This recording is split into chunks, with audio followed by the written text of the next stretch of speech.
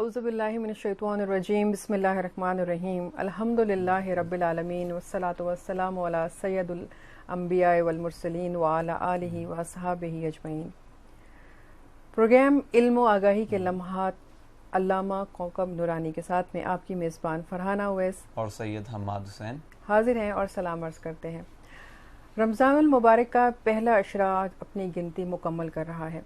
अल्लाह रब्बुल इज़्ज़त से दुआ है कि परवरदिगार आने वाले जो दूसरे रोज़े हैं, दूसरे अशरे हैं, उनमें भी हमें अपनी रहमत से नवाजे और बहुत हिम्मत के साथ हम अपनी इबादत को मुकम्मल करें। आज 10 रमज़ानुल मुबारक है। आज यौम बाबुल इस्लाम को भी हम मना रहे होते हैं। आज के दिन हम यौम विसाल है, हम उम्मुल मोमिनीन हज़रत खदीजतुल कुबरा रज़ियल्लाहु ताला अन्हा उनका भी ज़िक्र करते हैं। और जो हमारा टॉपिक है तौबा, उस पर भी गुफ्तगू करेंगे। इन तमाम दिनों की जो फजीलत है उसकी बात करेंगे और चाहेंगे कि अगर आपके जहनों में भी कोई सवाल हो तो आप ज़रूर सवाल करें ताकि आप अल्लामा साहब से उसके जवाबात ले सकें। और हम आपको बताते चलें कि हमारी ये ट्रांसमिशन जो कि आप जियो में रमज़ान शरीफ के नाम से देख रहे हैं उसका एक हिस्सा है। और जो कॉल्स भी आप लोग इस प्रोग्राम में करेंगे उनमें से किसी एक कॉलर को क्यू मोबाइल की जानिब से एक अदद दिया जाता है, अवार्ड, यानी कि वो होता है क्यू मोबाइल, जो कि किसी एक कॉलर को दिया जाता है। और हमारे प्रोग्राम का एक हिस्सा होता है बिस्मिल्लाह का, जिसमें वो बच्चे शरीक होते हैं जिनकी बिस्मिल्लाह होती है। तो अगर कोई वालिदैन ये समझते हैं कि उनके बच्चे इस उम्र को पहुंच चुके हैं कि उनकी बिस्मिल्लाह होनी चाहिए और वो हमारे प्रोग्राम में अपने बच्चों को लाना चाहते हैं, तो स्क्रीन पर दिए हुए नंबर पर डायल करके अपने बच्चों का नाम रजिस्टर करा सकते हैं और हमारे प्रोग्राम में ला सकते हैं। हमारे साथ मौजूद हैं खतीब मिल्लत अल्लामा कौकब नूरानी काड़वी साहब। प्रोग्राम में उन्हें खुश आमदीद कहेंगे और सवालों का सिलसिला शुरू करेंगे। अस्सलाम वालेकुम अल्लामा साहब। जी वालेकुम अस्सलाम व रहमतुल्लाह व शुक्रिया। अल्लामा साहब, सबसे पहले हम चाहेंगे थोड़ी सी बात हो जाए आज यौम बाबुल इस्लाम है उस हवाले से। सिंध का खित्ता, ये जो है सूबा और ये सिंध का पूरा इलाका, भले वो इस तरफ का हो या उसमें दूसरा हिस्सा भी शामिल हो, क्योंकि ये बात है पुरानी, उस वक्त ये आपकी तकसीम नहीं थी।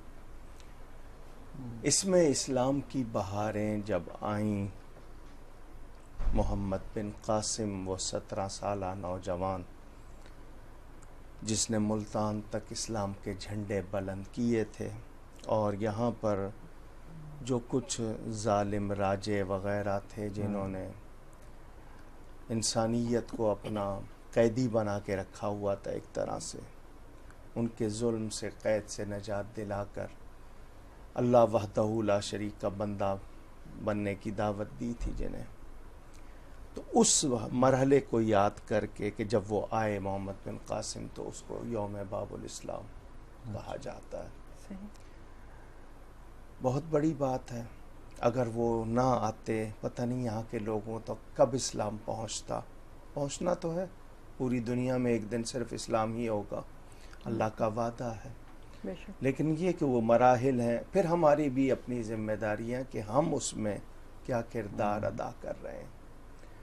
तारीख़ हम पढ़ते हैं तो हमें तारीख़ ये बताती है कि इंसान को इंसान ही ने सबसे ज़्यादा तकलीफ़ पहुँचाई है, कभी ग़ुलाम बनाकर, कभी उनको कुछ बनाकर। अभी भी दुनिया में इस तरह के मनाजिर मिलते हैं, जो बड़े हैं वो छोटों के साथ जो सलूक करते हैं कई जगह पर। ये मेरे नबी पाक सल्लल्लाहु अलैहि वसल्लम और उनका वो दीन है जिसमें बताया गया कि अल्लाह के नज़दीक इज़्ज़त वाला जो है वही असल इंसान है।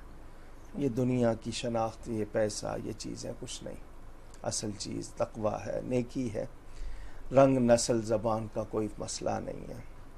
हुज़ूर सल्लल्लाहु अलैहि वसल्लम ने जो सफ़ बनाई है, उसमें अगर अरब के सरदार सिद्दीक़ अकबर खड़े हैं, तो साथ ही हबशा में रहने वाला सियाफ़ाम बिलाल भी खड़ा है। वहीं फ़ारूक़ आज़म हैं, तो वहीं हज़रत सुहैब जो रूम के हैं, ग़ुलाम है लेकिन साथ खड़े हैं। अगर मौला अली खड़े हैं तो हज़रत सलमान फ़ारसी भी साथ खड़े हैं। वहाँ पर इन चीज़ों की कोई वो नहीं है। तो इस इलाके में इस्लाम की बहारें आईं, इत्तफ़ाक़ से वो यही दिन थे, यही तारीख़ें थी। तो अहले ईमान उस मुजाहिद का शुक्र अदा करते हैं और उस याद को दोहराते हैं 10 رمضان کو یہ یوم باب الاسلام، اور خاص طور پر سندھ والے، میں دوسرے علاقوں میں بھی باہریں گئی، یہاں سے ملتان تک میں نے آپ کو بتایا، لیکن یہ سندھ والے خاص طور پر شکر گزاری کا اور یہ سپاس گزاری کا ایک احساس رکھتے ہوئے یہ دن مناتے ہیں۔ یقیناً۔ اچھا علامہ صاحب، آج ہم ذکر کریں گے اپنی ماں کا بھی، ام المومنین حضرت خدیجہ الکبریٰ رضی اللہ تعالیٰ عنہ کا۔ ہمیں کس طرح سے اپنی ماں کو یاد رکھنا چاہیے، یا کس طرح سے ان کی جو زندگی کے واقعات ہیں، ان کی باتیں ہیں، انہیں آگے بڑھانا چاہیے؟ ام المومنین حضرت سیدہ خدیجۃ الکبریٰ رضی اللہ تعالی عنہا کا جب ہم ذکر کرتے ہیں تو ایک نسبت تو ام المومنین ہونے کی کہ وہ مومنوں کی ماں ہیں اور ان میں سب سے پہلی ہیں، یہ ہو گئی بات۔ ان کی ایک عزت یہ بھی ہے کہ یہ سب سے پہلی وہ ہستی ہیں جس نے نبی پاک پر ایمان لائی، یعنی حضور صلی اللہ علیہ وسلم غار سے تشریف لاتے ہیں، انہیں فرماتے ہیں کہ میں اللہ کا نبی ہوں، اور وہ مسلمان ہوتی ہیں۔ مستشرقین جن کو ہم کہتے ہیں، وہ غیر لوگ جنہوں نے ہماری زبانیں سیکھ کر، ہماری کتابیں پڑھ کر ہمارے ہی بارے میں لکھا، وہ بھی اس بات کو بہت اہمیت دیتے ہیں۔ بیوی، بچپن کا دوست، گھر میں پلنے والا بچہ یا غلام، آپ اس سے اپنی عادتیں نہیں چھپا سکتے۔ بالکل۔ سب سے پہلے یہی لوگ ایمان لا رہے ہیں، یہ اس بات کی نشانی کہ وہ نبی ظاہر و باطن میں ایک تھا اور سچا تھا۔ حضرت سیداتنا خدیجۃ الکبریٰ رضی اللہ تعالی عنہا ایک مثالی خاتون، وفا، خدمت، جانثاری، محبت، اور جتنے بھی آپ حوالے لے سکتے ہیں، رفاقت، مثالی خاتون۔ یہ وہ خاتون ہیں کہ جبریل امین آ کر کہتے ہیں حضور سے کہ اللہ تعالیٰ آپ کی زوجہ حضرت خدیجہ کو سلام فرماتا ہے، سبحان اللہ، رب تعالیٰ سلام بھیج رہا ہے، اور یہ فرماتا ہے کہ ان سے کہیے کہ میں نے جنت میں ان کے لیے موتیوں کا محل تیار کیا ہے، سبحان اللہ۔ سبحان اندازہ کیا جائے۔ نبی پاک صلی اللہ علیہ وسلم کی اولاد امجاد کی والدہ ماجدہ ہیں، جنت کی سردار 4 خواتین ہیں، ان میں سے یہ تیسرا نمبر ان کا ہے جو ترتیب میں بتایا جاتا ہے، لیکن بہرحال ان 4 میں سے ایک ہیں، یہ بھی شرف ان کو حاصل۔ حضور صلی اللہ علیہ وسلم نے سب سے پہلے نماز بھی ان کو سکھائی، سبحان اللہ، یہ اعزاز بھی ہے ان کا۔ میرے نبی پر مال خرچ کیا، جان خرچ کی، آسان نہیں ہے کہنا۔ حضور صلی اللہ علیہ وسلم قربانی کرتے تھے، ان کی سہیلیوں کو بھی تحفے اور گوشت بھجواتے تھے۔ ایک خاتون آئی، بوڑھی تھی، عمر رسیدہ جن کو کہنا چاہیے، حضور صلی اللہ علیہ وسلم نے ان کو دیکھا تو مسکرا کر باتیں کی۔ جب وہ چلی گئیں تو حضرت عائشہ صدیقہ رضی اللہ تعالی عنہا نے فرمایا یہ کون تھی؟ آپ نے بہت شفقت کی، ان کے ساتھ بہت مسکرا کے باتیں کی، مہربانی کی، فرمایا یہ خدیجہ کی سہیلی تھی، ہم پرانی باتیں یاد کر رہے تھے۔ تو ان کے منہ سے نکل گیا کیا آپ ان کو ابھی بھی یاد کرتے ہیں؟ تو حضور نے فرمایا ہاں، اس کے بارے میں کبھی مجھے کچھ نہ کہنا۔ جب لوگ مجھے برا کہتے تھے وہ میرے ساتھ حسن سلوک کرتی تھی، جب لوگوں نے مجھ سے خرچ روکا اس نے مجھ پہ خرچ کیا، جب لوگ میرے ساتھ بدسلوکی کرتے تھے اس نے اس زمانے میں، جب گالیاں دیتے تھے اس زمانے میں اچھا سلوک کیا۔ یہ حضور صلی اللہ علیہ وسلم کی یہ باتیں تعلیم بھی ہے، صرف یہ حضرت خدیجہ کے فضائل ہی نہیں ثابت ہو رہی، یہ تعلیم بھی ہے، کیونکہ بیوی رفیقہ حیات ہوتی ہے، اس کے ساتھ حسن سلوک، اس کی یاد، اس کی دوستوں کے ساتھ بھی حسن سلوک تعلیم کی ہے۔ مطلب 25 برس گزارے ہیں اور اتنے پیارے، کوئی شکایت نہیں، بلکہ وفا خدمت کے حوالے سے وہ ایک مثالی وقت تھا. بہت معظم خاتون، اسلام کی محسنہ، اللہ ان پر کروڑوں رحمتیں فرمائے آمین. اور ان کے صدقے ہم سب کی مغفرت فرمائے. آمین. ان پر کروڑوں سلام. بہت خوبصورت آپ نے وضاحت فرمائی، اور میرا خیال ہے کہ یہ تمام چیزیں ہمیں دہراتے رہنا چاہیے تاکہ تمام مائیں بہنیں بیٹیاں جو ان واقعات کو سنتی ہیں وہ ان سے بہت کچھ حاصل کرتی ہیں، اور اپنی زندگی میں ایک رہنمائی اگر مل جائے اپنی ماؤں سے ہی تو اس سے بڑی کوئی بات نہیں ہو سکتی. ہمارے ساتھ ایک کالر ہے، ان سے سوال پوچھتے ہیں. السلام علیکم. السلام علیکم. وعلیکم السلام. جی کون ہے ہمارے ساتھ؟ میں دینا سے نوید بات کر رہا ہوں. جی کیا سوال ہے آپ کا؟ میرا سوال ہے کہ آج جیسے آج ابو اسلام ڈے منایا جا رہا ہے، جی جی یہ جو ہے محمد بن قاسم کے حوالے سے، جی جی تو اسلام جو ہے محمد بن قاسم ہی اس میں لائے تھے سندھ میں، یا اس سے پہلے صحابہ کرام کی قبریں بھی تو ملتی ہیں، جی تو جی. کیا اس وقت اسلام نہیں آیا تھا؟ اچھا سوال ہے آپ کا، ابھی اس کا جواب بھی لیں گے. بہت شکریہ. جی سوال کا جواب؟ جی سوال کرو. میرے بھائی، تاریخ مختلف لوگ لکھتے ہیں. مورخین کی ثقاہت اور فقاہت، کتنے وہ سمجھدار ہیں، کتنے وہ مضبوط ہیں کہ ہم ان پر اعتبار کریں، یہ ہمارے درمیان بحث رہتی ہے. سفر کرنا صحابہ کرام کا ثابت ہے. ایک صحابی اگر کسی علاقے میں تشریف لے گئے ہیں، ان کی انفرادی کوششیں وہاں کتنی رہی ہیں، شاید ان کے تذکرے اتنے محفوظ نہیں ہیں. یعنی وہ تاریخ کا اس طرح حصہ نہیں. یہ نوجوان لشکر لے کر آیا تھا، مقابلے کے لیے آیا تھا ان لوگوں کے جو اسلام مسلمانوں کے خلاف یا انسانیت کے خلاف کام کر رہے تھے. اس کی تاریخ محفوظ ہوئی ہے.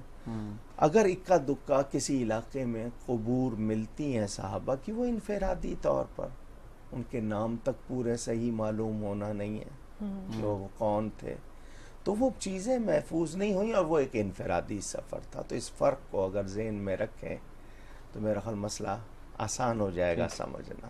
اور ویسے بھی علامہ صاحب، جس طرح سے حضرت عمر فاروق رضی اللہ تعالیٰ عنہ کا دور خلافت رہا، اور آپ نے پوری دنیا میں جس طرح اپنے ساتھیوں کو بھیجا دین کی تبلیغ و اشاعت کے لیے، تو ایسا ہو نہیں سکتا کہ اس خطے میں کوئی نہ آیا ہو. لیکن وہی آپ کی بات نا جی، کہ ضروری نہیں ہے کہ ہر گلی میں. جی جی ایک خطے تھے نا، اب ملک اس وقت 200 سے زیادہ ہیں. فارس ایک بڑا ملک تھا، کتنے حصے تھے اس کے، اب کتنے ٹکڑے، کیونکہ اس نے نبی پاک صلی اللہ علیہ وسلم کے خط مبارک کے ٹکڑے کیے تھے، فرمائے اتنے ہی ٹکڑے اس کی سلطنت کے ہو جائیں گے، تو ہوئے.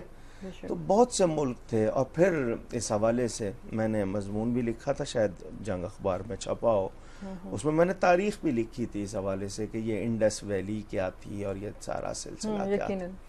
تو جاننا چاہیے تاریخ جہاں محفوظ ہے ہم وہاں کی بات، جہاں محفوظ نہیں ہے اس پر ہم صرف اپنا اندازہ کر سکتے ہیں. اور میں نے بتایا وہ تنہا سفر تھا، جہاں جہاں اسلام پہنچا ہے بلا شبہ پہنچا ہے، لیکن اس خطے میں مسلمانوں کی لشکر کشی کا وہ ایک واقعہ محفوظ ہے.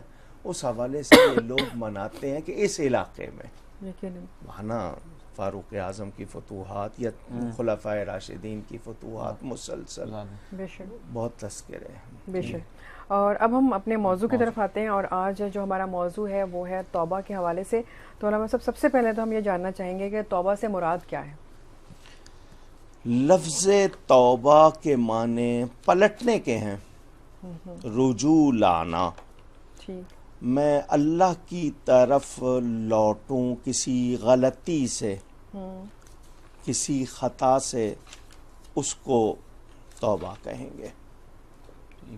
میں اس حوالے سے کچھ باتیں آپ کے سامنے رکھتا ہوں. پہلے ہم حضرت آدم علیہ السلام کی اولاد ہیں. اللہ تعالیٰ نے ان کے لیے پوری زمین سے مٹی منگوائی تھی. ان کو اس مٹی کو کتنے مراحل سے گزارا، کچھ تفصیل جہاں جہاں ہمیں ملتی ہے ہم دیکھتے ہیں. قرآن میں یہ ذکر ملتا ہے کہ ان سے صورتاً ایک خطا ہوئی بغیر ارادے کے، کیونکہ اللہ نے خود ان کی گواہی دی ہے. فنسی ولم نجد لہ عزما. ان کی توجہ نہ رہی, ہم نے ان میں نافرمانی کا ارادہ نہیں پایا. اللہ کی گواہی ہے. ہم جس طرح آپس میں ایک دوسرے کو دوش دے دیتے ہیں خطا کا, ہم اس طرح ان کو نہیں دے سکتے. وہ نبی ہیں. اور شیخ سعدی تو یہاں تک فرماتے ہیں خطائے بزرگاں گرفتن خطا است. بزرگوں کی خطا پکڑنا بھی خطا ہوتی ہے, کیونکہ وہ چھوٹوں کے لیے عطا ہو جاتی ہے. بزرگوں کی خطا چھوٹوں کے لیے عطا ہو جاتی ہے, اس سے ہمیں سیکھنے کے بہت موقع ملتے ہیں. وہ صورتاً ایک خطا تھی. اب کہتے ہیں جی بیٹے میں باپ کی مشابہت ہوتی ہے, صورتاً بھی سیرتاً بھی باپ جیسا ہوتا ہے, کچھ نہ کچھ شباہت ریزمبلنس ہوتی ہے. اب یہاں پر کہتے ہیں کہ جی جب باپ سے خطا ہوئی تھی تو بیٹے سے کیوں نہیں ہوگی. اولاد کا ذکر کرتے ہوئے کچھ لوگ یہ کہتے ہیں. میں ان کو ایک جواب دینا چاہتا ہوں جو ایسی بات کرتے ہیں. آپ نے اتنی بات کر کے خطا کے لیے تو گنجائش نکال لی. ہاں, حضرت آدم علیہ السلام سے صورتاً خطا ہوئی, خطا کے بعد کیا کیا انہوں نے؟ آپ خطا کے لیے تو گنجائش نکال رہے ہیں کہ ان سے ہوئی تھی تو ہم سے بھی ہو رہی ہے تو کوئی بات نہیں. خطا کے بعد جو انہوں نے کیا وہ آپ کیوں نہیں کرتے؟ وہ روئے تھے, وہ شرمندہ ہوئے تھے, انہوں نے توبہ کی تھی. شیطان جو ہے وہ توبہ کے حوالے سے نہیں آنے دے گا آپ کو. لیکن حضرت آدم نے تو یہ مثال قائم کی کہ بھولے سے بھی خطا ہو جائے تب بھی شرمندہ ہونا ہے, توبہ کرنی ہے. تو لفظ توبہ کے معنی ویسے تو ہو گئے نا رجوع لانے کے, پلٹنے کے. ہم نے کرنا یہ ہے کہ ہم سے جب بھی خطا ہو ہم فوراً شرمندہ ہوں کہ مجھ سے جو ہوا یہ نہیں ہونا چاہیے تھا. شرمندگی, اور وہ صرف دکھاوے کی نہ ہو, واقعی ہو. اس شرمندگی کے بعد مجھے یہ بھی احساس ہو کہ میں نے اس خطا کو آئندہ نہیں کرنا. یہ دونوں چیزیں جب مل جاتی ہیں تو اس کو توبہ کہتے ہیں. یعنی غلطی پر شرمندگی, آئندہ خطا نہ کرنے کا پکا ارادہ. تو گویا ہم خطا سے ثواب کا یہاں سواد والا ثواب ہے. کہتے ہیں نا آپ کی ثواب دی, تو یہ سواد سے لکھتے ہیں ثواب کو, مطلب ٹھیک. خطا سے بھلائی یا اچھائی کی طرف یا ٹھیک طرف ہم آ رہے ہیں. تو یہ ضروری ہوتا ہے. اور یا تو میں اپنا نسب حضرت آدم سے جوڑوں گا یا پھر شیطان سے. اب مجھے دیکھنا ہے کہ میری حرکت, میرا عمل کس کو میرا ثابت کر رہا ہے, کہ میں کس کو فالو کر رہا ہوں یا کس کے طریقے پر ہوں. اللہ تعالی کی عطاؤں میں سے, اس کی جتنی عطائیں ہیں ان میں سے توبہ انسان کے لیے وہ عطا ہے کہ انسان اس کو سمجھ لے تو شاید اس سے بڑی عطا کسی چیز کو نہ مانے. اور جب تک توبہ کا دروازہ بند نہیں ہو جاتا اس وقت تک ہم توبہ کر سکتے ہیں. ہم نے 1000 بار توبہ توڑی ہے, ابھی دروازہ کھلا ہوا ہے, پھر توبہ کر لے. یہ حالانکہ مذاق ہوگا بار بار توبہ کرنا اور توڑنا.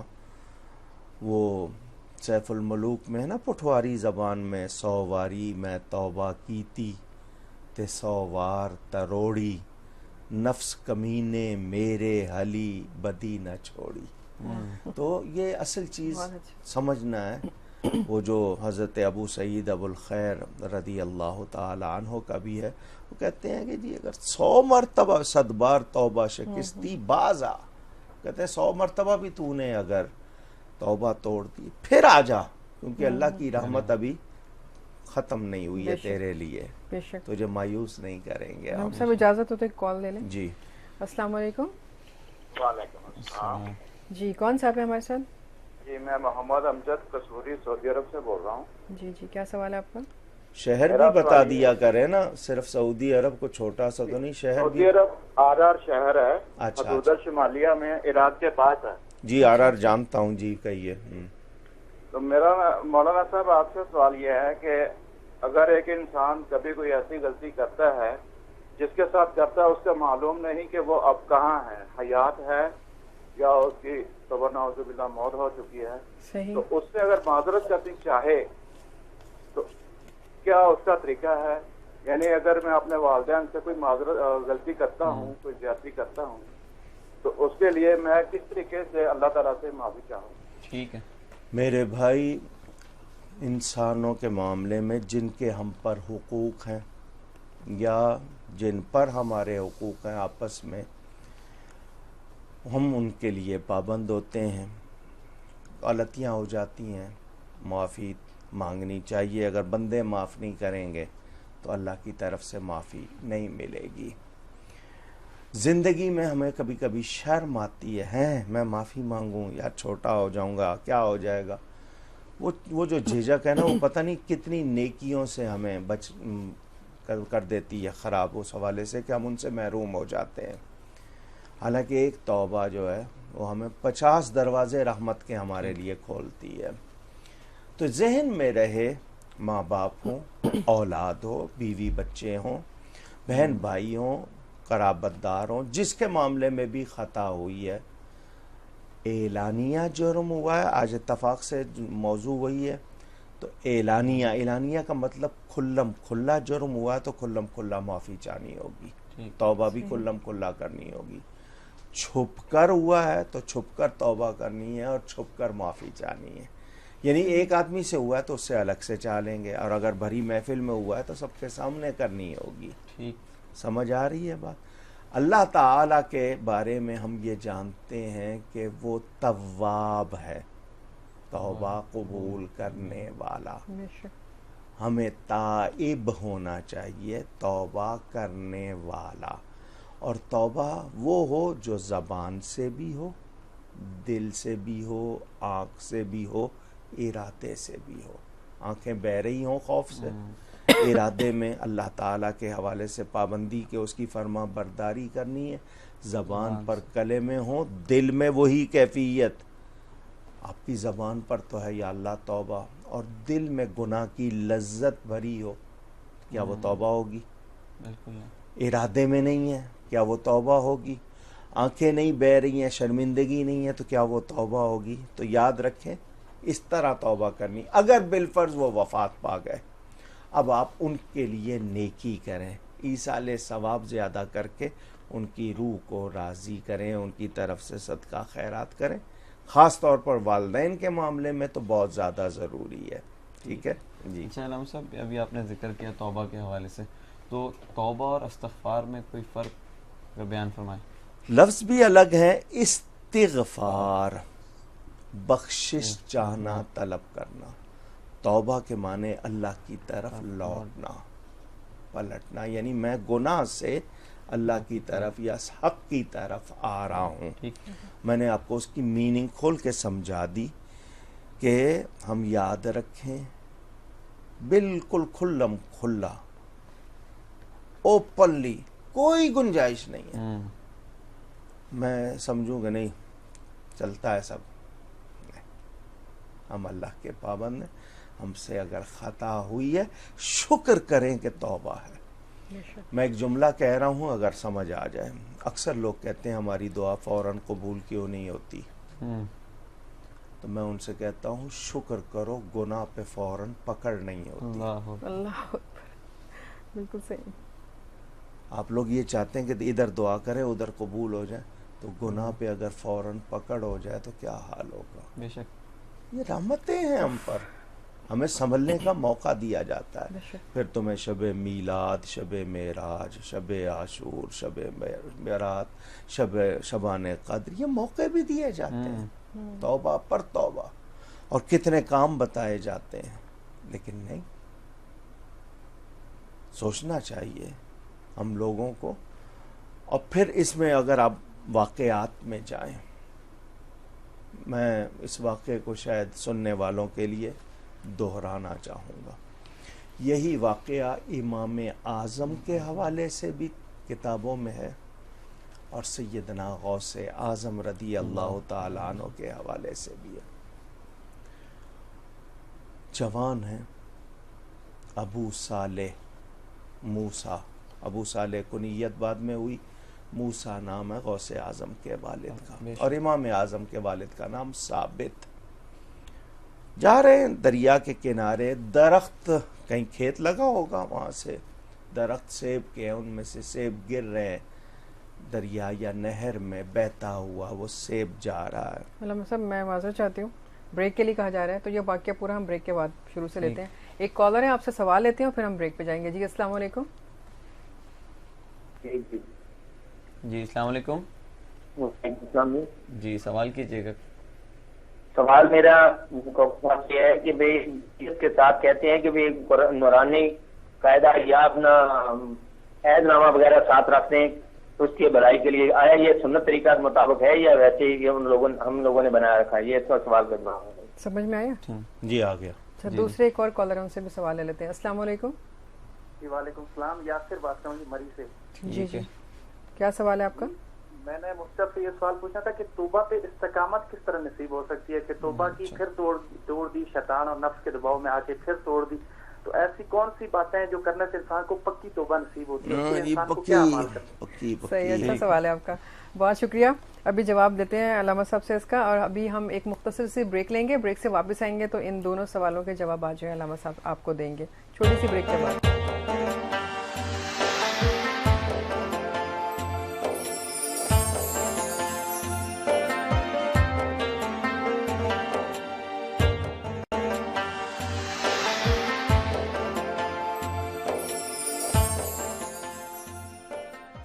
السلام علیکم ورحمۃ اللہ وبرکاتہ۔ پروگرام میں ایک بار پھر خوش آمدید، اور ہم آپ کو بتاتے چلیں کہ آج ہمارے پروگرام کا موضوع ہے توبہ، اور اسی سے متعلق آپ کے سوالات بھی لیے جا رہے ہیں، اور علامہ صاحب اس کی وضاحت بھی فرما رہے ہیں کہ کس طرح سے ہمیں توبہ کرنی ہے اور کن لفظوں میں کرنی ہے۔ کچھ کالر سوالات جو کر چکے تھے ان کے جوابات بھی لیں گے۔ پہلے علامہ صاحب جو آپ واقعہ بیان فرما رہے تھے اس کو مکمل کیجیے گا۔ جی بتا رہا تھا کہ سیدنا امام اعظم ابو حنیفہ رضی اللہ تعالیٰ عنہ یا سیدنا غوث اعظم رضی اللہ تعالیٰ، دونوں کے حوالے سے یہ واقعہ کتابوں میں ملتا ہے۔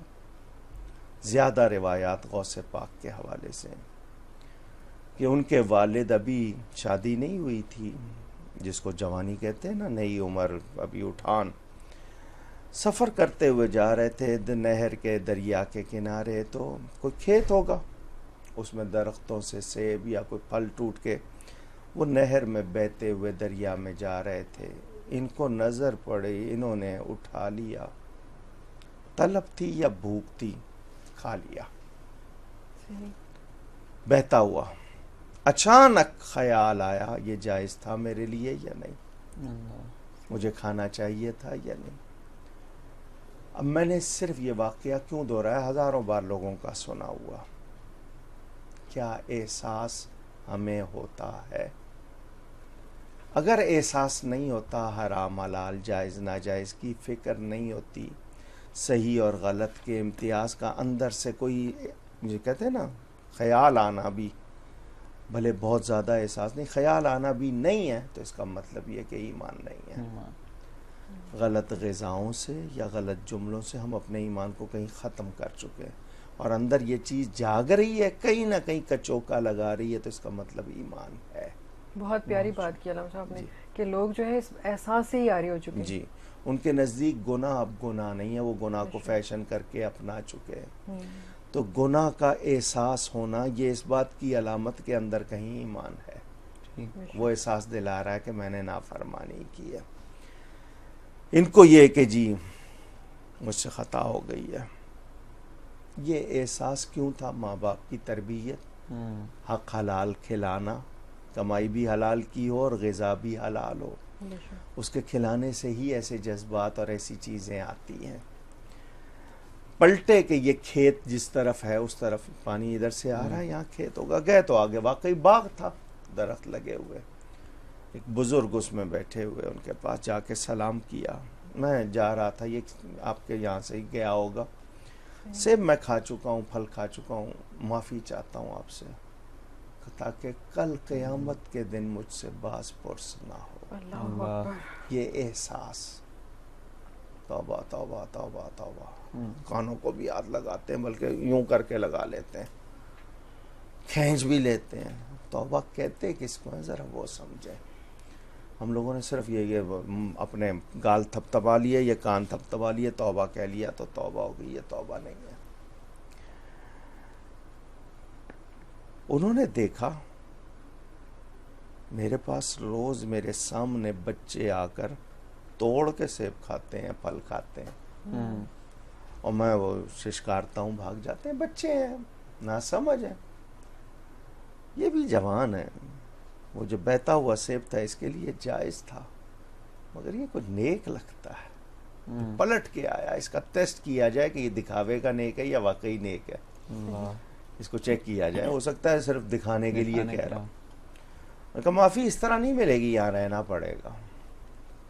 جی میں جو بھی آپ کہیں گے کروں گا، معافی چاہتا ہوں. یہ کیاریاں وغیرہ ٹھیک کیا کرو.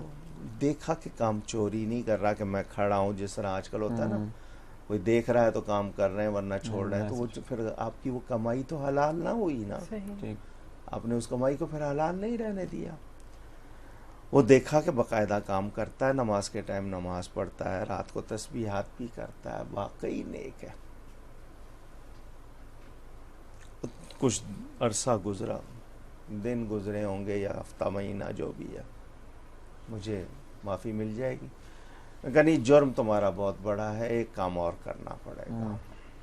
میری ایک بیٹی ہے، آنکھوں سے اندھی ہے، کانوں سے بہری ہے، زبان سے گونگی ہے، ہاتھوں سے لنجی ہے، ٹانگوں سے لنگڑی ہے، جس کو ہم اپاہج کہتے ہیں، ریٹارڈڈ، معذور.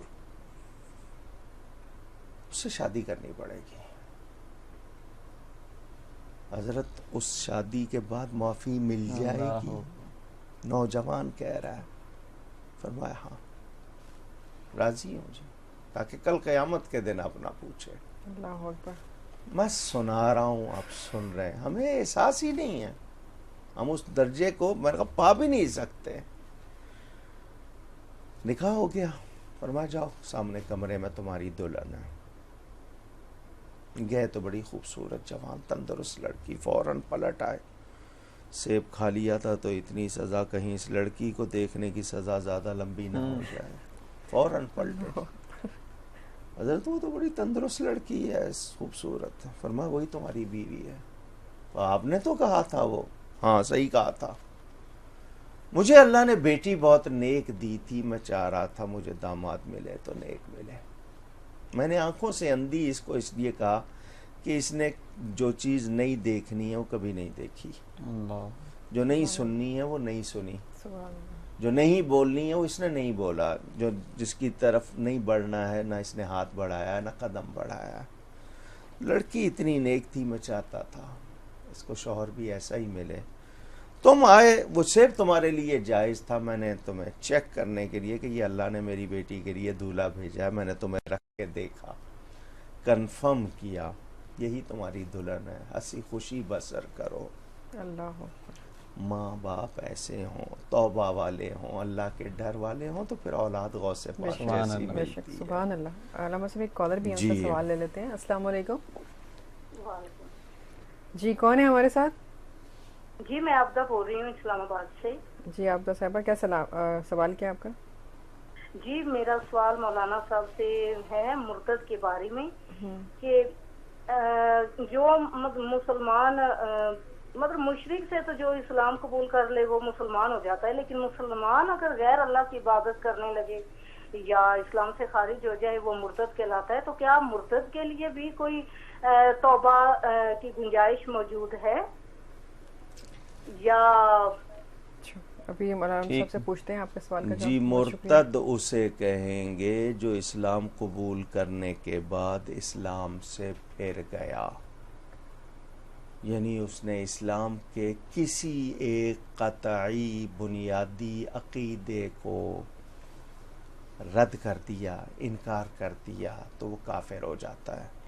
مسلمان ہونے کے لیے اسلام کی ہر ضروری قطعی، جس کو ایبسولوٹ کہتے ہیں، بات کو ماننا ضروری ہوتا ہے. انکار کے لیے کسی ایک ضروری بات کا انکار کافر بنا دیتا ہے. تو جو مرتد ہوا ہے، کس درجے کا مرتد ہے، اسی حوالے سے اس کے لیے سزا اور قوانین ہے. کیا جرم اس سے ہوا ہے، اس کے مطابق اس کو علماء کی عدالت دیکھے گی اور پھر بتائے گی.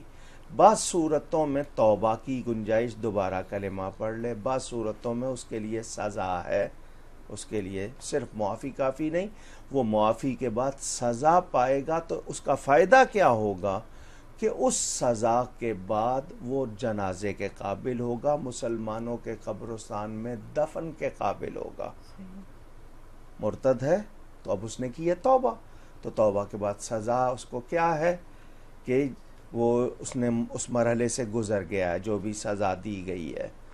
اس سزا کے بعد وہ اس قابل ہوگا کہ اس کا جنازہ پڑھا جا سکے گا اور اس کو مسلمانوں کے قبرستان میں دفن کیا جا سکے گا.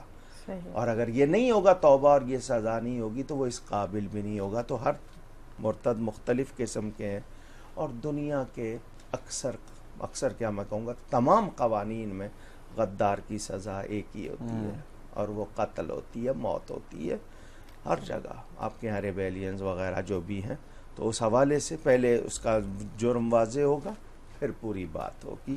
میں نے اس لیے فوراً جواب دے دیا. جی علامہ صاحب 2 سوال اور تھے، ان کے بھی جی جوابات لے فرمائیے. لیتے ہیں. اس میں سے ایک سوال تھا کہ اگر قبر میں عہد نامہ رکھ دیا جاتا ہے یا کوئی قاعدہ تو اس کا کیا فائدہ ہے؟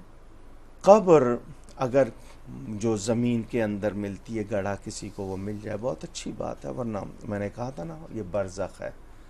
ہو سکتا ہے آپ ڈوب گئے، ہو سکتا ہے آپ کا جسم بھی نہیں سلامت رہا، تو وہ آپ کے لیے قبر ہی ہے. لیکن جب ہم قبر بناتے ہیں تو کفنی پر لکھنا کچھ، اس کے لیے بھی کچھ احکام واضح ہیں.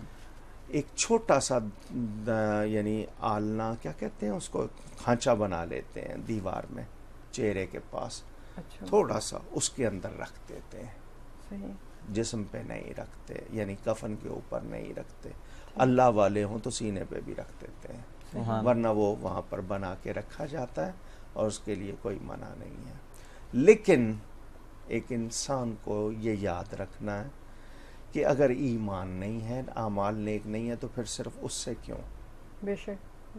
جو میری اصل چیز تھی کہ میرا ایمان سلامت ہو، تو یہ چیزیں فائدے دیں گی. اعمال بھی نہیں کیے، ایمان بھی نہیں ہے، اور صرف اتنا رکھ دیں اور سمجھیں کہ بخشے جائیں گے، تو ایسا نہیں ہوگا. اس کا کوئی فائدہ ہی نہیں ہے نا اس صورت میں. ایمان والے کو فائدہ ہے. اچھا. ایمان والا نہیں ہے تو پھر کوئی فائدہ نہیں. صحیح. اچھا ایک سوال تھا استقامت کہ توبہ کر لی ہے لیکن بار بار کرتے ہیں، تو کوئی ایسا طریقہ کہ استقامت رہے؟ ہمارے پاس ثبوت، میری کتاب ہے مزارات و تبرکات، اس میں میں نے لکھے ہیں اور بھی واقعہ صحابہ کرام تبرکات کفن میں ساتھ رکھنا. ثبوت موجود ہیں ایسے. حضور صلی اللہ علیہ وسلم کے ناخن کے تراشے، حضور کے بال مبارک، حضور کی دی ہوئی لاٹھی، یا اس طرح کے بہت سے، اور یہ ثبوت موجود ہیں. حضور صلی اللہ علیہ وسلم نے خود حضرت علی کی والدہ کے لیے اپنا قمیص دیا تھا. تو یہ ثبوت ملتے ہیں. تو ایک سوال اور لے لیتے ہیں، کالر ویٹ کر رہے ہیں، پھر ہم واپس اس پہ آتے ہیں. السلام علیکم. السلام علیکم. وعلیکم السلام. محمد عمران بات کر رہا ہوں، ضلع میاں والی، وہاں پچرا سے. جی کیا سوال ہے آپ کا؟ میرا سوال ایک تو یہ ہے کہ جیسے اب ہمارا پاکستان اسلامی ملک ہے، لیکن کچھ ہمیں ایسے نظر آتا ہے جیسے یہ جو کچھ قوانین ایسے نظر آتے ہیں جو جس کے اندر یہ طے ہوتا ہے کہ یہ کچھ ہی مکمل طور پر اسلامی تو ہے لیکن مکمل طور پر اسلام کے فرض ہے. تو ایسے حالات کو ٹھیک ہے، اسلامی قوانین ہیں لیکن نظر انہیں آتا ہے کہ اسلامی قوانین نہیں ہیں، تو ایسی صورت میں کیا کریں؟ پہلا کون سا سوال تھا؟ وہ استقامت کے لیے کیا توبہ پر استقامت. ان کے سوال کا جواب دوں میں، یہ جو وہاں بچڑا سے بولے تھے، آپ نے کیا کیا ہے؟ 66 برس سے زیادہ ہو گئے پاکستان بنے. پاکستانیوں نے کیا کیا؟ کن لوگوں کو ووٹ دیتے ہیں ہم؟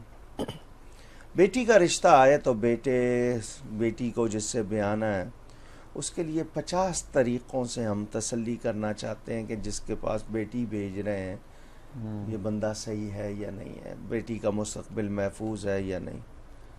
ملک کا مستقبل جن کے ہاتھوں میں دیتے ہیں ان کے بارے میں تسلی کیوں نہیں کرتے؟ کیوں نہیں سوچتے؟ اسی طرح ارد گرد جو برائیاں ہیں بجائے اس کے کہ ان کو پہلے دن سے روکا جائے ان کو اپنا کیوں لیتے ہیں؟ جب سر سے پانی گزر گیا اب چیخ رہے ہیں۔ ہم گناہ پر خود راضی ہوئے تو یہ حال ہوا ہے نا۔ پاکستان میں اسلامی آپ نظام چاہتے ہیں تو پہلے اپنے اوپر نافذ کریں۔ میں ابتدا کروں، میرا گھر، اس سے دوسرا گھر، 10 گھر، اس طرح سلسلہ چلے گا۔ ہمیں خود کو اب ثابت کرنا ہوگا کہ ہم چاہتے ہیں، لیکن ہم اس طرف نہیں آ رہے، یہی ہماری کمزوری ہے۔ جی جی کالر ہے؟ ہاں کالر ہے۔ جی السلام علیکم۔ جی السلام علیکم۔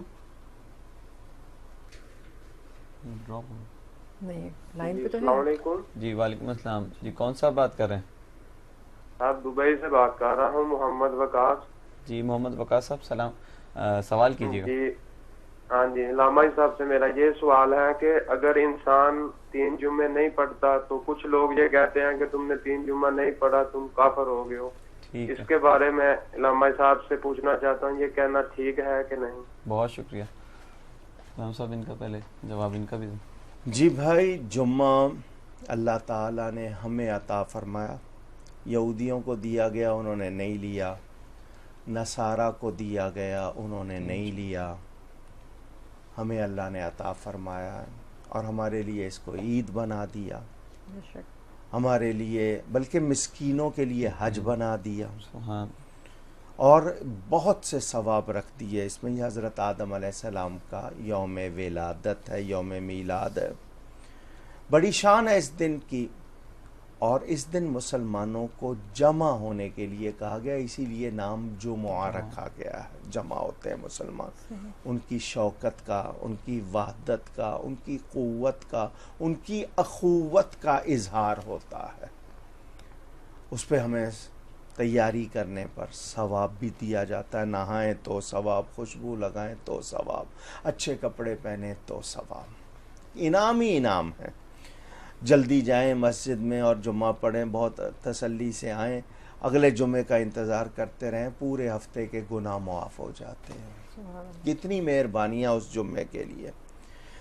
اور اس جمعے میں جو سورہ جمعہ ہے، آپ اگر اس کو پڑھیں گے دھیان سے تو اس میں آپ کو تفصیل ملے گی، واضح ہو جائے گا۔ اس میں 28ویں پارے میں ہے غالباً، سورہ جمعہ پڑھیے گا۔ دوسرا رکوع، خاص طور پر وہ جب تجارت کا مال آتا تھا لوگ جاتے ہیں تو ان سے کہا گیا یہ جمعہ بہتر ہے۔ 2 رکعت کا ٹائم خطبے کو دیا گیا کیونکہ لوگ جمع ہوتے ہیں۔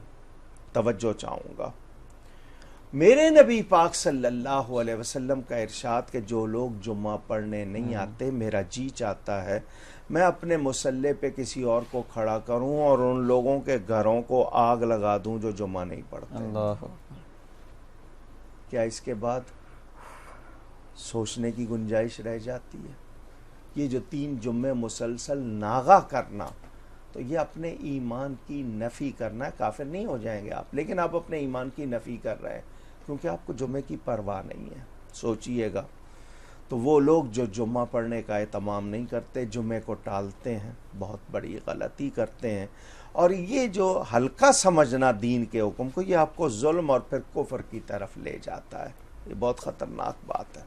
جی ایک اور سوال ہے، ہم پہلے کالر سے لے لیتے ہیں۔ السلام علیکم، جی کون ہے ہمارے ساتھ؟ عمران علی نشارہ گرکھا سے۔ جی کیا سوال ہے آپ کا؟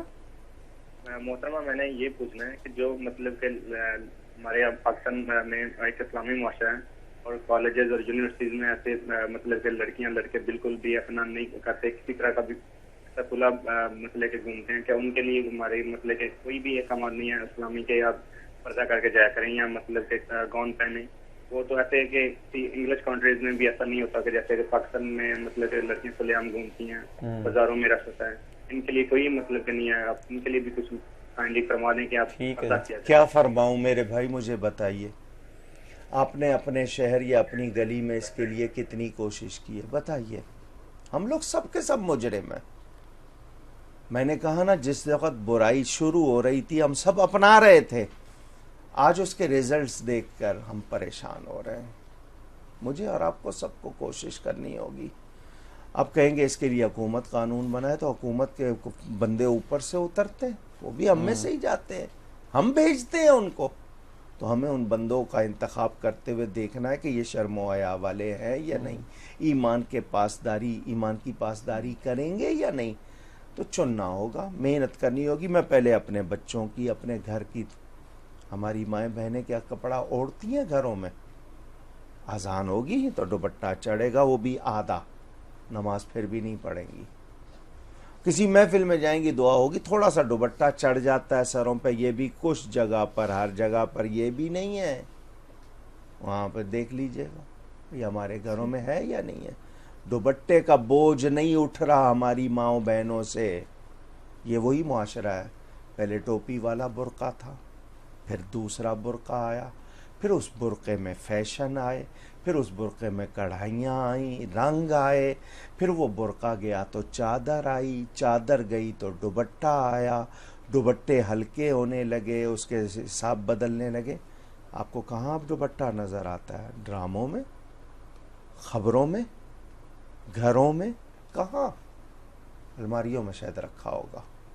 رنگ ضرور چاہیے، اس کی میچنگ ضرور چاہیے، اوڑھنا نہیں ہے. یہ غور کیجئے، ہم سب کے مسئلے ہیں یہ، اور ہم سب مجرم ہیں اس میں. کیا خواتین، کیا مرد، کیا بڑے، کیا چھوٹے. اس کو بدلنے کے لیے مجھے اور آپ کو سب کو محنت کرنی ہوگی، ورنہ سب جواب دہ ہے. یاد رکھیے گا. ایک سوال رہ گیا تھا علامہ صاحب، وہ توبہ کی استقامت والا، پھر ہم اس کے بعد جی توبہ پر استقامت کی دعا کرتے رہنا چاہیے. ماحول، جس گناہ کے ماحول، کہتے ہیں نا اتقوا مواضع التہم، تہمت کی جگہوں سے بھی بچو، بری صحبت سے. مثلا کہ ایک گناہ کی جگہ میں وہاں جاؤں، بھلے میں گناہ کے لیے نہیں گیا ہوں، لوگ تو گمان کر لیں گے نا، تو ان جگہوں سے بھی بچنا چاہیے.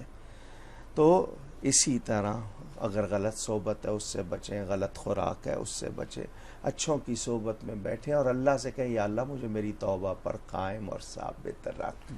تو کوشش کریں، ہمیں اس کے لیے پوری طرح کرنا چاہیے. میں ایک جملے کہہ رہا ہوں، ذرا سنیے گا دھیان سے.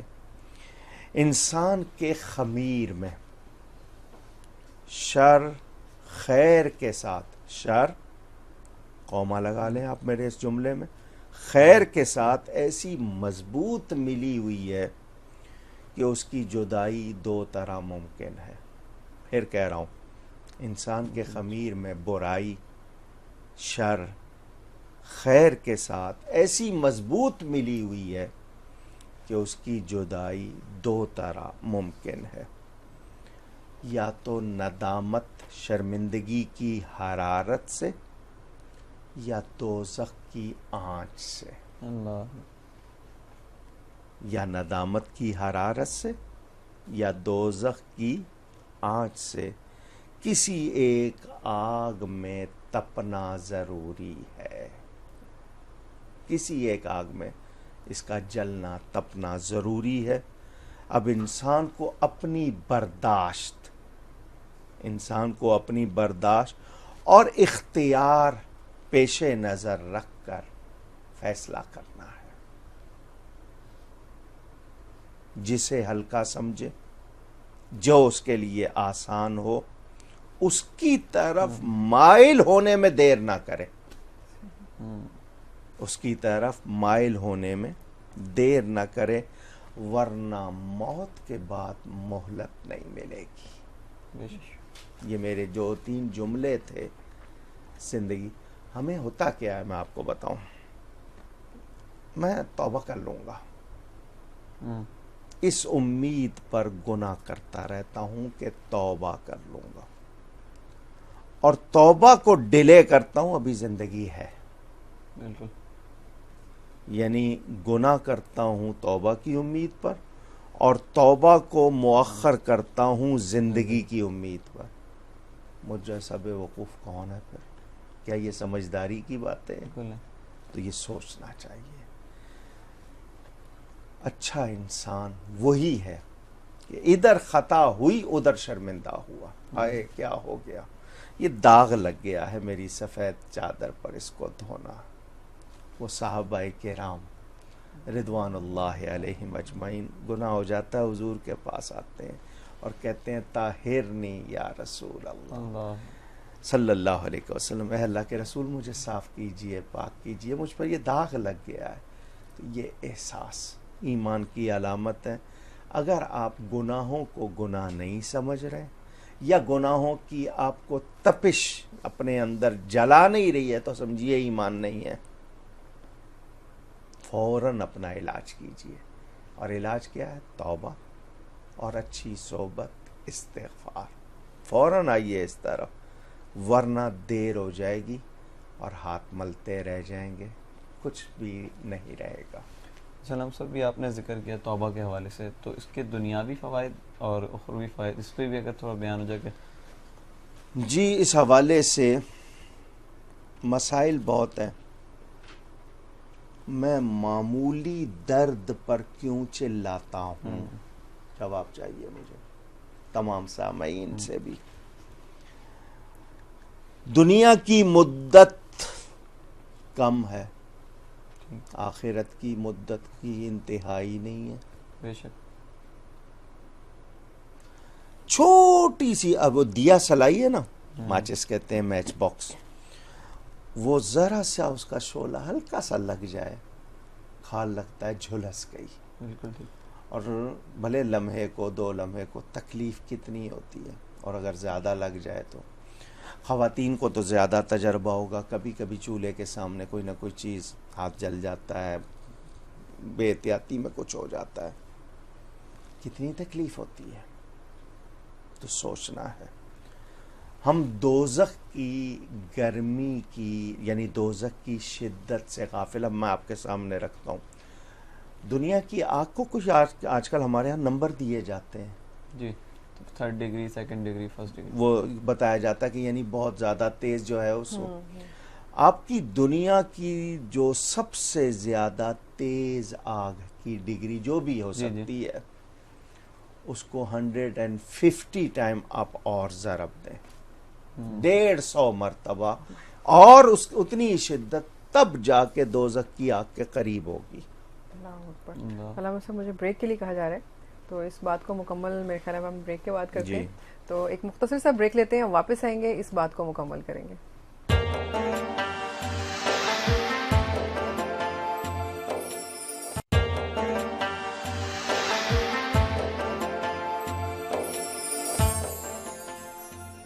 السلام علیکم ورحمۃ اللہ وبرکاتہ. پروگرام میں ایک بار پھر خوش آمدید. آج ہم جو پروگرام کر رہے ہیں اور آپ جو دیکھ رہے ہیں اس میں موضوع ہے توبہ, اور آپ کو یہ بھی بتاتے چلیں کہ جیو پہ جو رمضان ٹرانسمیشن آپ لوگ دیکھ رہے ہیں جس کا نام ہے رمضان شریف, یہ پروگرام اسی کا ایک حصہ ہے. اور بات ہو رہی تھی بریک پہ جانے سے پہلے کہ اگر ہم توبہ کرتے ہیں تو ہمیں دنیاوی اور اخروی اس کے کوئی فوائد بھی حاصل ہو سکتے ہیں یا نہیں, اور علامہ صاحب اس کا جواب دے رہے تھے. جی علامہ صاحب. بات وہی آ جاتی ہے, مرض معلوم ہو جائے, صحیح, اور علاج قریب ہو, آسان ہو. بالکل ٹھیک. عقل مندی کا تقاضا کیا ہے؟ علاج کرائیں. لازمی بات ہے, ہر کوئی یہی کہے گا کہ مرض بھی معلوم ہو گیا, علاج قریب بھی ہے, آسان بھی ہے, تو میں فوراً کیوں نہ کروں. میں نے آپ سے کہا تھا نا, تھوڑا سا درد نہیں سہا جاتا, چلاتے. جن مزوں کے لیے جھوٹ بول لیتے ہیں, حرام کمائی اختیار کر لیتے ہیں, رشوت, سود, بھتہ, لاٹری وغیرہ سب کچھ کر لیتے ہیں, ذرا سی تکلیف ہو, کسی چیز کو دل چاہتا ہے؟ بالکل نہیں. انسان اپنے آپ کو پہچان. آپ توبہ اور نیکی کو اختیار کریں تو آپ یہ سمجھیے کہ یہ آپ نے اپنے آپ کو گناہ کی لذت سے روکا بہت تھوڑے ٹائم کے لیے, لیکن اپنے آپ کو عیش میں پہنچایا ہمیشہ کے لیے. گناہ اختیار کیا تو عیش تھوڑی سی دیر کے لیے, سزا ہمیشہ کے لیے. کیا اس کے بعد بھی پوچھنا چاہتے ہیں کہ کیا فائدہ ہوتا ہے توبہ کا, اور کیا فائدہ ہوتا ہے گناہ سے بچنے کا؟ ہم لوگ اپنے آپ کو